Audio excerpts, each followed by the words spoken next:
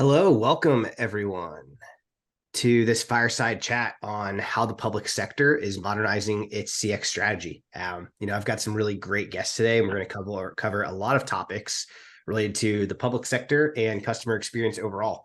So, our panelists today, I've got Steven Boberski. He is over at Genesys as the CTO in the public sector space, and then Mike Dolloff, the Chief Revenue Officer at InflowCX. Really, really excited to have you both here and have this conversation, guys. Thank you so much for joining. Thanks for having us. Yeah, absolutely. Glad to be on. Good. Well, the public sector is really, really starting to modernize its CX strategy. I know, Mike, we're seeing it a lot at InflowCX. A lot more companies either fully moving and doing different things, have different initiatives going on, or at minimum, starting to have those conversations and think about it. And so, Mike, one of the things I think a lot of customers ask us, or at least think about when they're first starting to have these types of engagements are, why does CX really matter in the public sector, right? You think about public sector and look, everyone has to use those types of services. So it's more of a, hey, no matter how good or bad the CX is, unfortunately, as a consumer, you've got to use services like these. That being said, we are seeing a lot of our customers really care and embrace CX. And so in your mind, Mike, why does CX really matter in that public sector space? Yeah, I mean, look, you've got, we CX customer experience, but sometimes this might be citizens, right? You might have a different name for who you're serving as a public sector organization. And yes, it's true in some cases that they might not have as many choices, right? If they live within a city or a county, or they get served by a particular agency. But you should care for, if nothing else, even if you don't care, I hope you do care for your citizens and customers. But even if you don't, you should care about your own employees, and you should care about being efficient. And employees definitely have a choice, right? So even if your constituents, citizens, customers maybe don't have as many choices, your employees do typically, and you want them to have a good experience and feel engaged and motivated at work. So I think we forget that side of the equation when we talk about CX. The other side of the coin is the EX, right? The employee experience piece. And I think then on an efficiency standpoint, I think everyone wants to be a good financial steward for your respective organization. So even if you're not thinking, or it's not a huge topic to talk about, the customer or citizen experience, if you're being a good leader and a good steward within your organization, you're thinking about, how am I making things more efficient and effective and positive for my employees? How am I thinking about efficiencies so we can do more with finite budgets, or have more money to do other projects that are different priorities. So it matters, absolutely, but there's a different twist, right? Because of that sort of maybe not the sort of free market needs that the private sector has. Sure. Excellent. Now, thanks. I think good answer, Mike. Steven, any thoughts around that? No, I agree 100%. You can unpack a lot of that, but it's true. If you need your driver's license renewed, you must go to your state, DMV. You don't have a choice. However, you did point out one of the most important parts of it. The government in general, particularly the federal side, certainly state side, you're talking about what is always referred to as the silver tsunami, right? Which is the average employee age of the government is above 48 years old. I think more than 70%, right? Because people are going to retire. So you do need to have the ability to attract and retain employees, and they have to not hate their jobs in order to stay. So all of that being said, and that is incredibly important, but what does that mean really? So why is that important? Also, not just from retention and that efficiency you talked about, because all of this does cost money. So if you don't care about anything else, you certainly want to become more efficient so you can spend your dollars and take advantage of that. But how it works with the employee side, we talk about a lot of Genesys, this introducing empathy into the equation, and it's using the right tools during this. It's what we're seeing a lot of interest in, really taking a different view, which is, hey, if I focus on this part of the equation, like I want to focus on giving better, more empathetic service. What does that mean? It means having more information up front, being able to know where, and regardless of what channel they came in, let's say digital, maybe email, it could have been chat, could have been traditional phone call. I know where you've been. I know what you've done. I can see your history. I can see, oh, you've been to the website, Mike. I understand you were trying to renew your driver's license. Maybe you had a problem. I'd like to help you. Now, Mike doesn't have to spend 20 minutes telling me where he's been and what he's tried to do, and maybe or may not been successful. And I, as the agent, don't have to play Spanish Inquisition. I now know exactly what he's done. So I'm instantly empathetic. Well, what does that mean? First of all, he's a little happier, hopefully, because he knows I know what he needs. I'm happier because I don't have to ask the same questions. But more importantly, the call time just went shrank. Toll free is still only free for the caller, right? If it's a phone call, you're discovering real money right there just by shrinking the call. So if you're more efficient and you get better at it, then you're also taking your talent and you're applying them to more challenging roles. Because now if you start introducing technology like self-service and some of the stuff that can be cleaned up up front, you take those rote tasks away from the agents and you're applying them directly to more challenging tasks. They're also happier because they feel like they're solving problems. It's more efficient. Word will get out. People will be like, hey, it's not so bad to go to the DMV. And believe it or not, there are budgeting and the federal space, you have scorecards where money's tied to those type of scores. So they're told to care, even if they don't. But I've yet to meet an agency that says we don't care about customer experience. Yeah. But I will tell you, the incentive is really, it can be financial, certainly retention, but it all ties together. So Sure. Yeah, and you brought up a good point, Steven, too. I think they're in this broader CX space, not just specifically with the public sector. I mean, it is changing rapidly, right? I feel like every day there's a new tool or a new technology or a new way to get something done that has been done a different way forever. Specific to the public sector, though, what sort of themes are you seeing in this new CX space?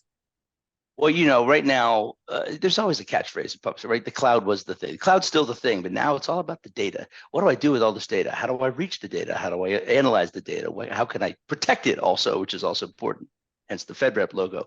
But nonetheless, the data, the discussion around data, how to get it, how to use it, how to leverage it, and keep it protected. You start talking about artificial intelligence, which we'll undoubtedly get to because it is one of the topics du jour. It's really about the data behind it and how to treat it. And the analytics side of the house is what we're seeing a lot of interest in right now. It's incredibly important to be able to learn how to process that data. And what you can see, maybe we do something we call journey, or identity stitching, which is it doesn't matter what system you might have gone into, we can keep track of your transactions across multiple systems and give a full view of that journey to the agency. That's incredibly valuable for them when they're thinking about budgeting and where do I need to spend my money. I mean, what's happening? The emergence of call center, they're starting to really take it. It's look at the history. And it was a call center and it was a contact center with a multi-channel, right? So you had email and you had text and chat, but they were separate queues. So you had to log in and check the email queue, right? Then you had omni-channel, which is it's all one. I can take any call and they're all treated equally. Now it's gone from contact center, it's customer experience because you're introducing so much more and it's all technology driven. But the goal is not to displace people, but to augment their experience, right? And there's so many ways to do that.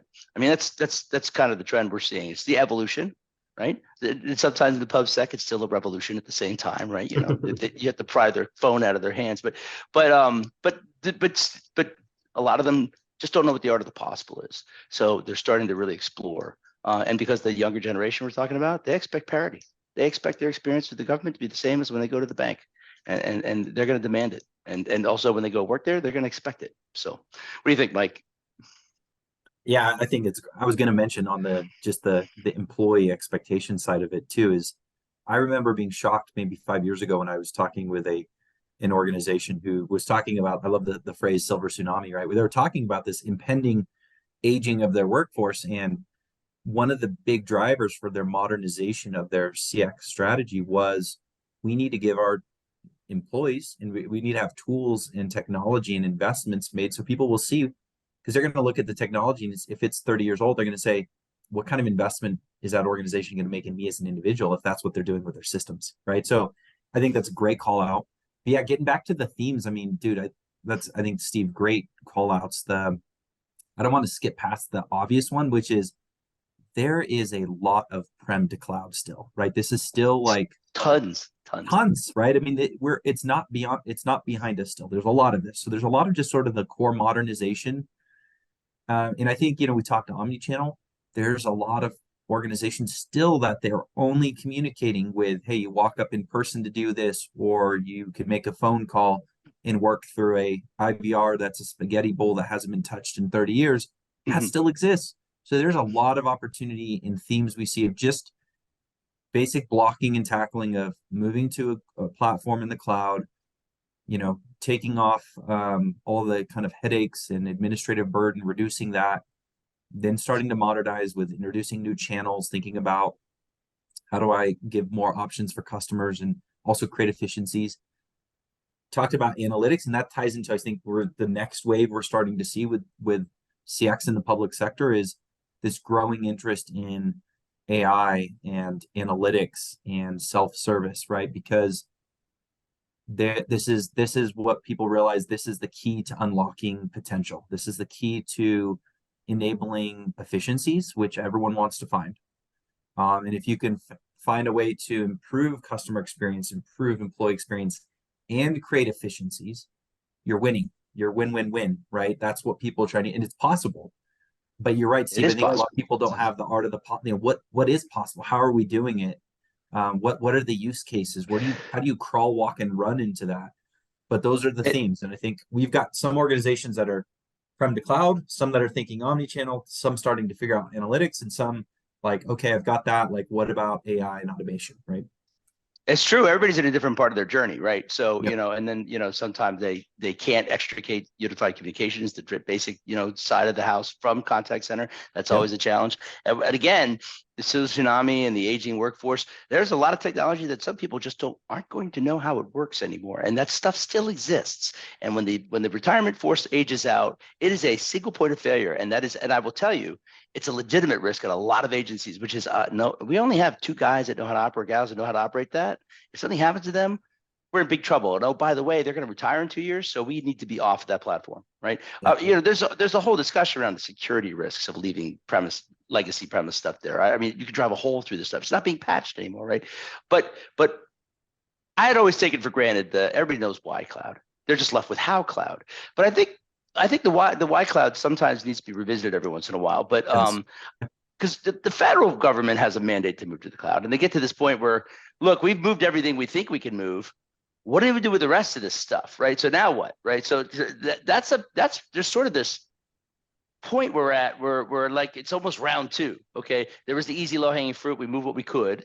We had some compelling events. Something was broken. I had to replace it. Might as well go to the cloud. But there's still a whole lot of I don't know what to do with that, or I'm afraid to touch it. And that's where we have to get out there and show them there are so many benefits to being off that premise for survivability, availability, all that good stuff, right? I think maybe the Y cloud maybe needs another round, right? So I think that's fair, and that's a really good, I think, another topic to address. We've talked about many public sector employees and companies just don't know the art of the possible. You both mentioned that, and I think it's a really great point that I just want to reemphasize. But with that in mind, I think that's a big challenge, right? That's getting that education. Where do we even go? Where do we start? Who do we trust? All that sort of stuff. And then just finding the time to do that research on your own is a big challenge. But outside of, not knowing what you don't know, what are some other common challenges that you guys are seeing in the public sector space? And maybe Steve, let's start with you, and then Mike would love one too. Well, and as much as something like CX and unified communications have that unified tag to it, there's still there's a lot of silos still in the decision-making process and the experience on the CX side. It's something that touches every part of an infrastructure, right? Whether it's data warehousing, it's the desktop of the end user, or it's the telecom part, or or security. All of those, they still sometimes they compete. They're competing for dollars, they're competing for mind share, and there's limited amount of resources, right? So they're hesitant to contract because there's a lot of security concerns there. So they have this sort of they're stuck, right? Which is, how do I get out of this hole? I don't want to stay here, and I don't know how to get out of here. So this is where you guys come in along with us, and we just have a chat and say, let's talk about where you think you are and where you think you want to go. And you mentioned crawl, walk, run, Mike. There's not enough of that going on either. There's this propensity to lift and shift, right? Which is, here's everything I have. I want to move it, and it has to look exactly like it does when it gets there, like it does now. It probably doesn't, probably can't, or is it not a useful exercise to do because it's a heavy lift? but also some of the reasons you're doing that stuff is because that was the only way to do it when you implemented this technology. Yep. This is where the art of the possible really comes in, right? Good old fashioned brainstorming. Like, what do you wish would happen when the phone rang? Well, yeah, I wish it would brew a cup of coffee. Okay, I could actually make that happen. But what it does do is it gets them to think about what's going to happen. There's a ton of ways, but it is as much of an art as a science, I think. What about you, Mike? What do you use to get the art of the possible on the table? I mean, demos are great, case studies are fine, but you still got to get them engaged, and you got to figure out who to engage, right? Yeah. I think this is where I think so. This is funny talking with you on it, Steve, right? Being a tech company, but it's true, right? Like, so often people jump right into the let's see the tech and all that stuff, and there's a balance of you need to understand the tech and what's potential there and how to think about some of the modern capabilities, but also just like sitting down and being like, what are our requirements? What are we trying to accomplish? Because you are right. There are so many things that people say, this is the way we do it. Great. Why do you do it that way? Well, they haven't thought about that since that was put in place, Exactly. 5 people before them, right? So what That's are we a good trying to question. accomplish? Brainstorm that, document requirements, then let's understand what we're trying to accomplish as an organization, and then let's figure out how the technology can help best accomplish that, right? Versus we do it all this way, let's shift it to that, because you're right. There's a lot of like, I mean, this is where you see that lift and shift. It's painful at times. You got customers who now you get all these crazy configurations in their new system because you had to get it just so it was before.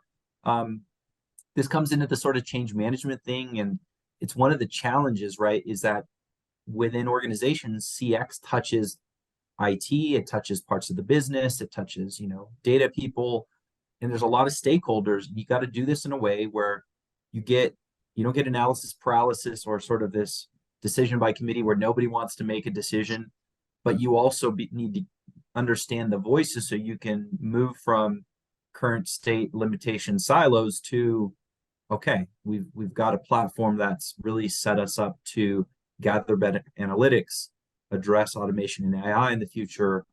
And you need to pull, this is one of the challenges, right? Like you need to pull all these kind of competing people within an organization together for a CX initiative. Discovery, right? It's all about discovery, right? It is. So I agree 100%. 100%. Right? Everyone wants to skip past that and see the tech, right? Like, let's just get into the tech. And it's like, how many proposals come out and say, here's exactly my technical requirements. You have not outlined your business requirements, which will lead to your functional requirements, which will then get you technical requirements. So honestly, Austin, that's really the way we prefer to start. Let's talk about your business requirements. What are you trying to do, right? And what's the best way to do that? And then we'll talk technology, right? Business begets functional, functional begets technical. And everybody like there's a propensity to start with, oh my God, here's what I have. I got to make sure I still have it. Not probably not, right? Yeah. You don't need it. You don't even want it. By the time we're done with it, if we do it right, I don't even want that stuff anymore. Like, oh my gosh, I can't believe all the stuff I've been missing, right? So now budgets are still constrained, right? They can't have everything. So that crawl, walk, run mentality we talked about, like AI, right? I stole this. I keep telling you from an OPM panelist that I did. I can't use that. I didn't get permission to use his name, but he used a term called catastrophic success, which is the other thing you have to watch out when you're doing new technology. So let's say everybody's ready. Okay, we've decided we're going to do AI. We're going to introduce, I don't know, self-service bots on a web page or a portal. We're going to enhance our portal, and they have a nice journey mapped out. They have measurable success criteria. They can determine, if you don't have measurable criteria, no pilot's successful. And it's a success. And the word gets out. And suddenly everybody wants a bot, right? So it's a panacea. And it's wild, wild west. So now you've lost control of the technology, and it's going to add more problems in it. We don't want that to happen, right? So that whole catastrophic success thing, that crawl, walk, run, it's important with any technology. But if you don't know where you are, you don't know where you're going, right, Mike? So, I mean, that's where the analytics comes in again, right? Yeah, absolutely. I want to shift topics a little bit because I know we've got mutually tons and tons of public sector companies that are just doing really cool things to help their customers, help their employees, help their agents, help everybody, create a better experience overall. Mike, maybe we'll start with you on this one. Can you think of anything recent or that you've been a part of maybe where a public sector company has a really cool innovation story around what they're accomplishing from a CX perspective? Yeah, I mean, I think some of it is some of this might sound so simple, but I've got 2 examples that come to mind. One is there was an organization that needed knowledge management, right? Like they needed the way to get sort of FAQs in the hands of the public, in the hands of the agents, have it kind of connect together all these different sort of disparate systems of knowledge. And they were able to do that in this journey. And what a huge difference that made on your answering question. You know, everyone wants to, at the core of CX, right, is people are trying to get help, get answers, right, get information. And they want to do that in the way that's easiest from their vantage point. And if you can allow customers to self-serve and they're happy with that, and it's not forced on them, but it's actually a positive, they love it. And this is what they're able to accomplish with that, right? So offering up more of this sort of self-service through a more sort of structured and comprehensive knowledge management approach, as well as then when you have agents, you talk about sort of retention and happiness. They're also able, once they do have a caller that is talking now with one of their agents, the agent is better empowered with the right answers, right? The right knowledge management system serving up information for them so they can quickly address that. So, you know, you think about just the core metrics, right? Average handle time reduction, you know, volume reductions because people are self-serving. They're able to realize some of these things pretty massively. Yeah. And that's not really, it's innovative for them though, right? And that's the thing, Mhm. like everyone's at a different spot in this journey. So It's for them, that was true. very innovative, you know? Yeah. Yeah. One thing actually, you know, I think this is a good point to bring this up. We had a question come in that I think is really relevant to this conversation. When you think about innovating and changing the way that you were doing things, oftentimes that will drum up responses, sometimes good, sometimes bad, from the actual end customer, right? The people that we're serving. And so, you know, Steve, maybe for you, how do you, if I'm a utility or, you know, a public sector leader, let's just call it, how do I, you know, address sort of the customer response to all these changes? I used to do things this way. Now I'm being told or, you know, gently nudged to communicate with my DMV, for instance, in a different way. Right. How do organizations go about, you know, thinking about that?